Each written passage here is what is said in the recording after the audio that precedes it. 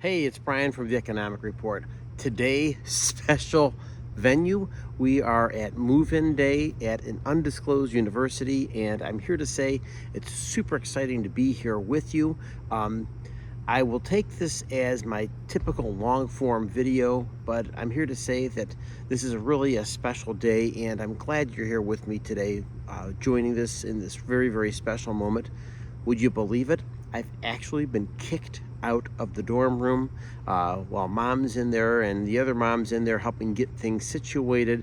It was a little bit too busy, so what really seemed to make the best thing was to kick some people out, and I almost volunteered to be the guy who got kicked out because, let's face it, there is a time, there is a place where dad's help is needed, and right now isn't one of them. So we're going to go ahead and talk about a couple of things here that are really big news today. And of course, today 10:30 or so, that we have Jerome Powell speaking at Jackson Hole, and this really is a significant moment because the anticipation is that Jerome Powell is going to speak about Fed policy and how the Fed gathers information, because I think in his heart of hearts he's understanding there has been a persistent inflation, one, and number two, maybe help him re-gauge some of the tools that he's using to collect data so he can make informed policy decisions. There has been the old way of doing things, and of course one of the old ways of doing things is, for instance, the job data that was reported over the past couple months showed very, very high job data, and of course what happened with that? It was a complete revision down. So that is an example of what's going on with the change in policy when it comes to gathering information. And with that, I'm thinking you're understanding that there's going to be a huge adjustment in the tools they're using, what they're using, and maybe most importantly is how they're gathering the information, and revising the way they do business as a Fed, because of course they want to be in front of inflation, not trying to catch up with it. They want to be in front of a recession, not behind it. They want to be ahead on interest rates, not behind it. And of course that monetary policy really does make a significant difference. And of course, what else could we share here with you that, well, we would say without a doubt there's been some there has been some additional insights here that we're gathering. Of course, Scott Bessent, our Secretary of Treasury, has already hinted the way he sees the economy right now, that there could be at least be a 0.25% interest rate cut, maybe up to 0.5%. So that's out there. And of course, Howard Lutnick, of course, we'd say that is probably Trump's right-hand man when it comes to managing the economy. Secretary of Commerce sees things going on there as well. And of course, we know the president's a huge disruptor inside of the space. With that being a disruptor, we know that he's got a whole bunch of different narratives going on, and one of those narratives happens to be making sure the U.S. economy doesn't just survive, that it prospers, right? And if you know anything about the president, he takes that super serious.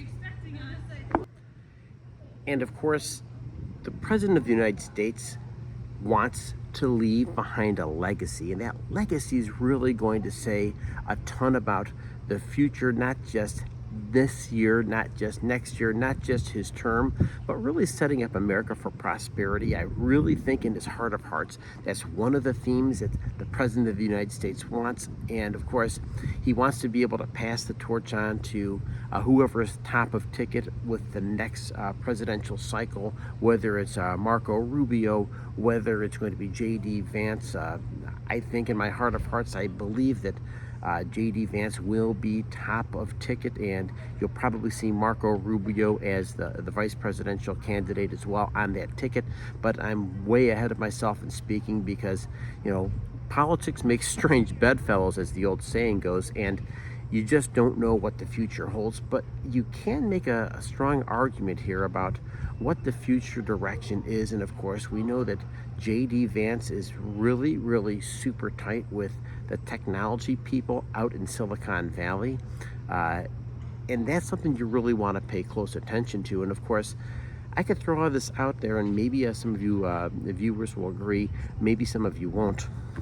But you could make a very strong argument that the President of the United States handpicked someone to be the Vice President, in part because the Vice President, J.D. Vance, is very much so I guess you'd say, maybe the modern equivalent of the log cabin presidential candidate, somebody who came from very, very humble circumstances, and now he could be just a heartbeat away from the presidency.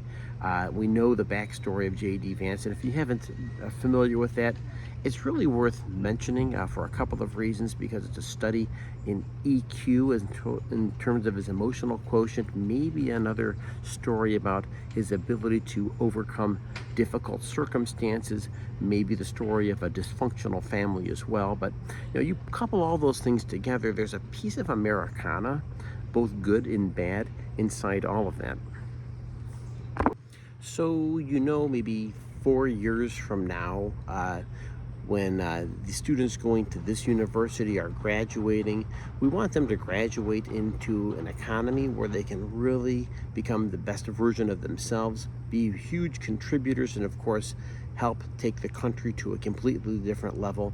And that being said, there really is one presidential candidate who's standing out right now, and that would be J.D. Vance. So with that, ladies and gentlemen, I want to thank you for joining me at this very unique, fun location, special day. And of course, I'll get a couple comments here on my Superman shirt. I want to remind you that, yeah, Superman might be from Krypton, but I'll remind you of something else, that Superman was born in Cleveland.